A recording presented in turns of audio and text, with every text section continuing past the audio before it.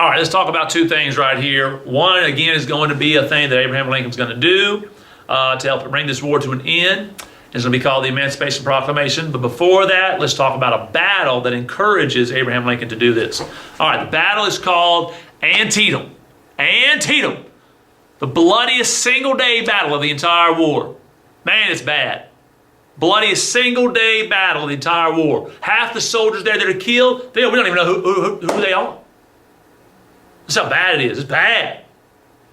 Lincoln's like, oh my gosh, we've got to end this war. What can we do? So he tries this. He tries his emergency power. And basically what he does is he emancipates, he proclaims the emancipation or the freedom of all slaves. I'm not done. All slaves in the South.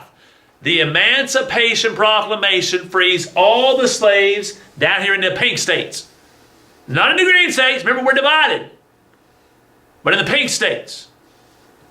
Emancipation, which happens after Antietam. That's why we remember that. Antietam starts with the A. After Antietam, Emancipation Proclamation is issued, freeing all slaves in the South. Now, this is what Abraham Lincoln was trying to do. He thought that if he emancipated or freed these slaves down here in the pink states, that they might flee to the north, maybe join the green states in fighting. Maybe they'll join the Union. They also thought this, that if all these slaves begin to flee, that the soldiers that are fighting for the South are going to have to go back home and take care of their families. Because the slaves are doing it right now. The slaves are taking care of the mamas and the babies and all that stuff, while the daddies are all fighting. All right, so there will be slaves that eventually will begin to free themselves, because they're really not free, because they're in chains down here. They can't just like, oh, I'm free, let's leave now because Abraham Lincoln said it. No, they're still there. They have to escape. They get in the Underground Railroad, they get to the north, and they can join the Northern Army if they would like to. But anyways, there you go. Emancipation Proclamation happens after Antietam. Okay, let's just talk about 6 people briefly that you need to know, basically who they're fighting for.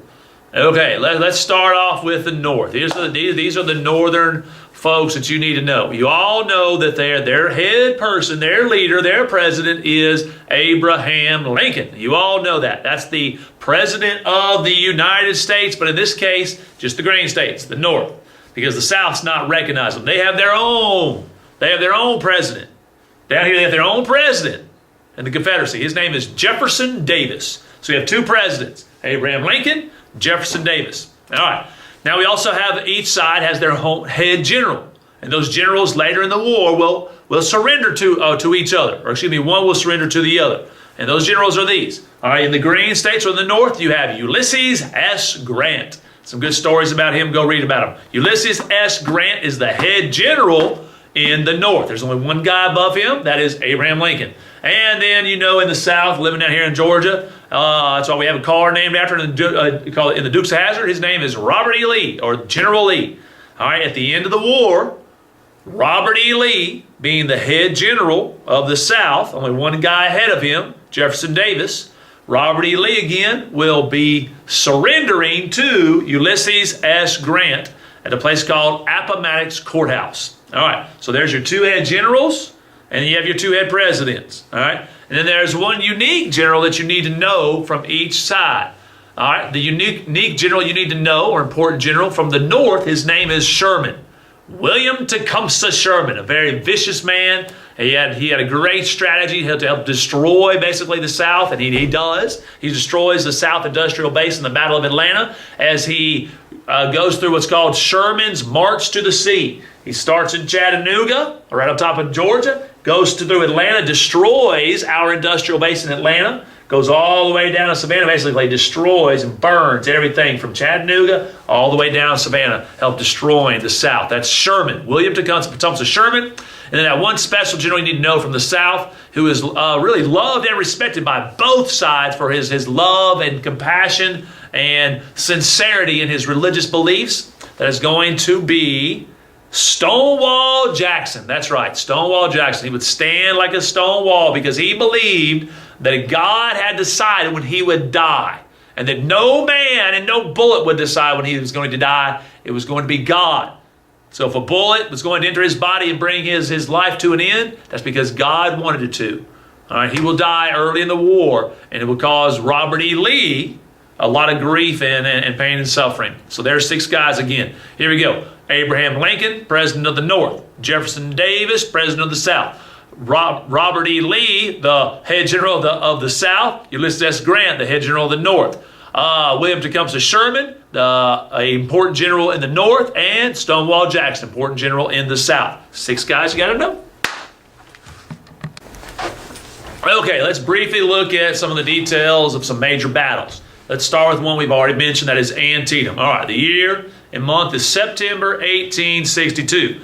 We have Confederate Robert E. Lee marching his forces to Antietam Creek, Maryland, where he fought the war's first major battle on northern soil. It was the deadliest one-day battle in American history, with over 26,000 casualties in one day. Guess who won? Nobody won. It was a tie. Neither side won. All right. As Lee withdraws to the South, Union forces might have been able to end the war by going after the Confederates. All right. Union soldiers outnumbered them 2-1, but they did not follow Lee. All right. The significance of this battle of Antietam is basically that as Lee's failure to win encouraged Lincoln to issue, remember, after Antietam, issue Emancipation Proclamation. Okay, this next battle we want to talk about is probably the most famous of all the battles of the Civil War. And yes, you guessed it. Come on, give it to me. Give it to me. Yes, it's Gettysburg. You got it right.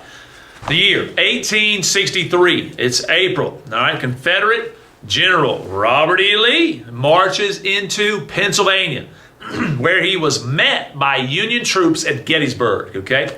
In a 3-day battle, as many as 51,000 were killed. It is the bloodiest battle of the American Civil War, all right? Lee failed to show Britain and France they should assist the Confederacy, and he gave up attempts to invade the Union or show Northerners that the Union troops could not win the war. 4 months later, Lincoln delivered the Gettysburg Address at the dedication of the Gettysburg National Cemetery. So let me rewind this a little bit. If the South would have won at Gettysburg, guess who may have come and helped the South? England and France. If England and France would have got involved, guess who would have won? These green states would be pink. You hearing this? Gettysburg was very important. So it's going to be a turning point for the North, because England and France, they're not going to come and help the South. They're going to be all on their own, and they cannot survive the might of the North. Okay, this next battle I want to talk about is a part of the Union's or the North's plan to end the war. It's a part of what's called the Anaconda Plan. And basically, like an anaconda does, where it squeezes its enemy, squeezes until it's dead or its prey. That's what they wanted to do. All right. Part of this was called the Battle of Vicksburg, but it's also called the Siege of Vicksburg. Siege of Vicksburg. Okay, so here's your date. 1863 is going to go through May and July of 1863. So here we go. Union Major General Ulysses S. Grant laid siege to Vicksburg, Mississippi. Because the army that controlled its high ground over a bend in the Mississippi River would control traffic on the whole river. All right. After a 7-week siege, Grant achieved one of the Union's major strategic goals. He gained control of the Mississippi River. Confederate troops and supplies in Arkansas, Louisiana, and Texas were cut off from the Confederacy. This Union victory, coupled with the Union victory at Gettysburg, was the turning point of the war. So let's kind of put this in a little more easy terms here. First, what is the siege? All right, we have the South who owns Vicksburg, Mississippi. They own this area, controlling the Mississippi River. They're able to control everything up and down this big old bad river. All right, all of a sudden, here comes Grant. He will not let anybody in or out of Vicksburg. And weeks pass. People are hungry. People are starving. No more bullets. No more food. That's a siege. Well, you don't let anybody in or out. All right. What'll happen to the south? They'll be split. Boom. They'll be split on the Mississippi River. That's how we remember Vicksburg, because it starts with a V and it splits the south, helping the north again destroy the south and winning the Civil War. All right. Now the last battle we want to talk about is going to highlight General William Tecumseh Sherman. That's right. All right. So the year is 1864. We're going to go from July to September 1864. We're looking at the Battle of Atlanta. And what Sherman does is this. He starts his march to the sea. And halfway through it, from Chattanooga down to Savannah, halfway through it, he stops in, that's right, bad boy Atlanta there. And basically has a siege on Atlanta. And this is going to last for 6 weeks before he's able to capture virtually all these important centers in Atlanta. And when he does capture Atlanta, he begins to just destroy everything. And this is the Confederate manufacturing and railway center. So everything that we're going to basically need to fight with is coming out of Atlanta. All right, so he basically destroys Atlanta, then he continues on down through the Atlantic, destroying railways, roads, bridges, everything in his path, plantation homes. He destroys crops, he destroys livestock, you name it, he destroyed everything. He didn't, usually, like the soldiers would come in and harvest those crops and eat them themselves. He didn't even do that. He just burned everything down. He butchered everything. He fed some of themselves along the way. And basically the South has lost so much. Now the South knew basically it's going to lose a war. Didn't have a chance. This guy's like a big old lawnmower just mowing over the southern states. All right, after this, back home in the north for Lincoln, the newspapers are just ringing Lincoln's praise. Lincoln's going to be able to win re-election and become a president that will not serve just 4 terms, but maybe 8. But we all know what's going to happen to him. He's going to be being assassinated. There we go. Battle of Atlanta. Okay, the last thing we want to talk about in the Civil War is Abraham Lincoln's famous speeches. There's 2 that you have to know about, or 2 that you have to know about. Let's first talk about the Gettysburg Address. Here it is. The November 1863. Lincoln's Gettysburg Address was another event by which he shaped popular opinion in favor of preserving the Union. The occasion was the dedication of a military cemetery at the Gettysburg battlefield 4 months after 51,000 people were killed in the battle there. Most of the ceremony was performed by the famous orator Edward Everett, who spoke for 2 hours, as was the manner at that time for an important event. That was typical. Then Lincoln rises to speak. He started with his famous words, 67 years ago.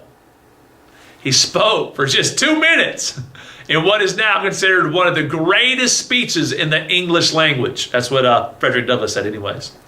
His address raised the spirits of the Northerners who had grown weary of the war and dismayed by Southern victories over the larger Union armies. He convinced the people that the United States was one indivisible nation.